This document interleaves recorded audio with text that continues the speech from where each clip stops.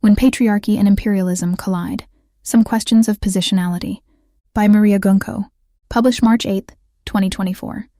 Upon reviewing the stories that comprise The Outside in series, it becomes evident that when I write about people, it is actually women about whom I write. One might claim that this aligns with current developments in identity politics and knowledge production, suggesting that I'm attempting to be authentic by focusing on the historically oppressed gender. However, it was never my explicit intention to engage with the female experience or to essentialize identities.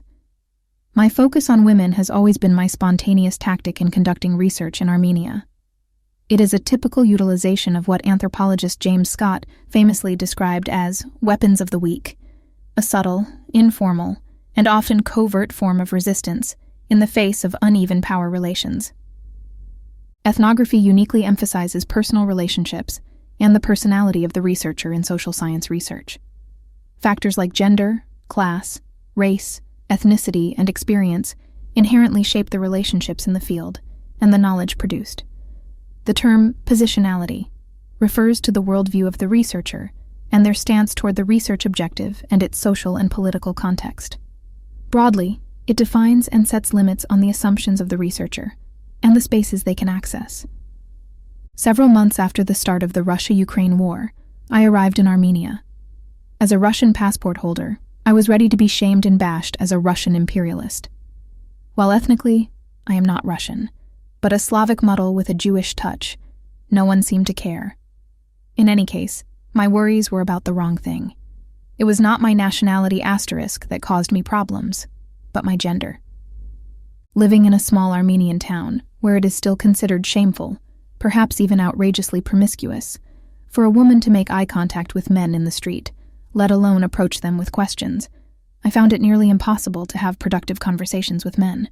Of course, they didn't shirk my presence. They spoke gladly.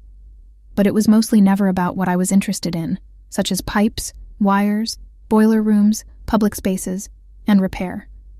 Rather, conversations with them shifted to revolve around topics and proposals, which I tried to avoid. This is not an attempt to denigrate Armenian men specifically. It is a common struggle for female anthropologists around the world, especially those doing research in the so-called traditional settings. On an unremarkable May day at my field site, I received the usual responses of, "There is nothing," and "no news" to my greeting questions, while swiftly crossing the empty square to grab a coffee at the cafe. The sun was gently shining and the wind rustled the greenery. It was a mundane yet delightful scene. I sat on the bench, reading Martin de Montfrederickson's book, Anthropology of Nothing in Particular, savoring my slightly bitter hot drink in a dusty rose-colored cup.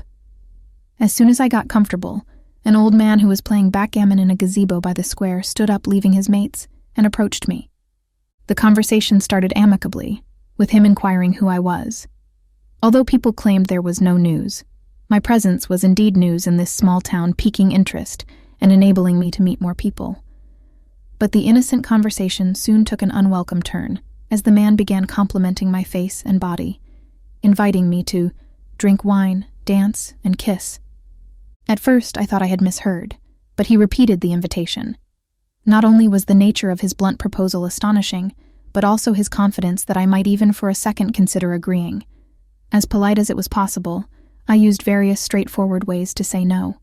Yet, my refusal was just not a thing to be taken into consideration. A girl's word is worthless, as the saying goes. Finally, infuriated, I resorted to using helpful male-repellent phrases in Armenian. "I am not a pair for you, and know your place." Whether it was my use of Armenian suggesting potential protection from Armenian male relatives, or my very rude tone, but he backed off. This was not the first instance of verbal harassment during my fieldwork, but it was the last drop. After discussing this with several of my more experienced Armenian female colleagues, who have navigated the gendered challenges of fieldwork in Armenia, it became clear that I was not going anywhere. It was time to stop knocking on a sealed door, trying to make the men in this small town see me as a professional. Concentrating solely on women was a difficult choice, but the only logical solution. While I initially mentioned that my issue was not nationality, but gender, this is not entirely accurate. The problem was not nationality itself, but rather the combination of ethnicity and gender. In the Caucasus and Central Asia, there is a persistent stereotype about the looseness of Slavic women, contrasting them with the local modest and chaste women.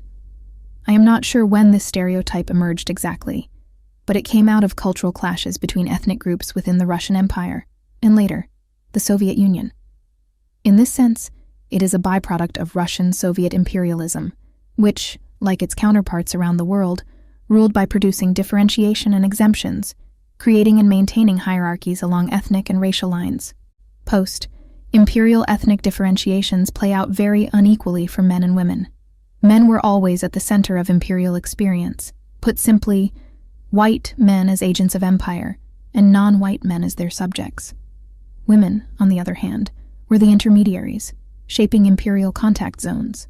They were objectified and used for pushing imperial agendas or subverting hierarchies.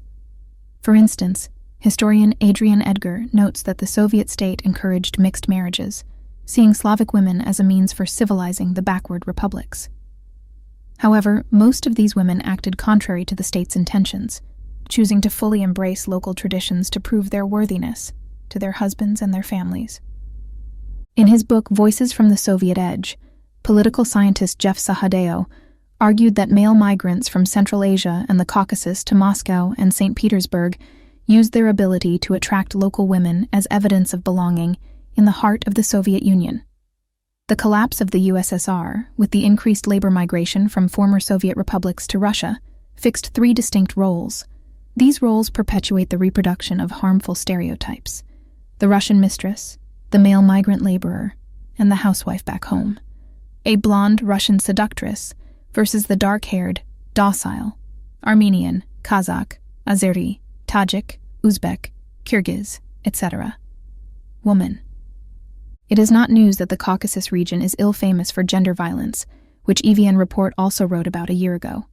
However, what remains obscured is the divergence of gender violence along ethnic lines.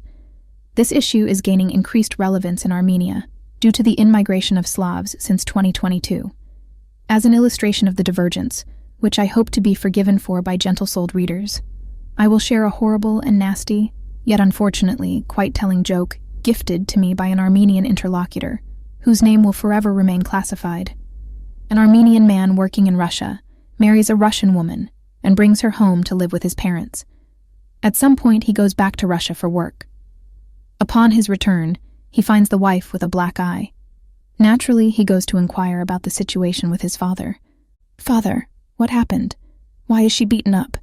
"Well, I asked her to bring me coffee several times, but she never responded, so I tried to educate her." "Father, but she is Russian and does not understand your language." "Oh, she is Russian. Why didn't you tell me that before? I could have F'd her." The joke basically normalizes physical violence toward Armenian women and sexual violence toward Russian women, or more broadly, Slavic women. Serving as an encapsulation of numerous terrible lived experiences, it is an ethnographic artifact. However, the question remains: can it be subject to cultural relativism? Note: in this text, nationality pertains to citizenship, while ethnicity refers to the ethnic group.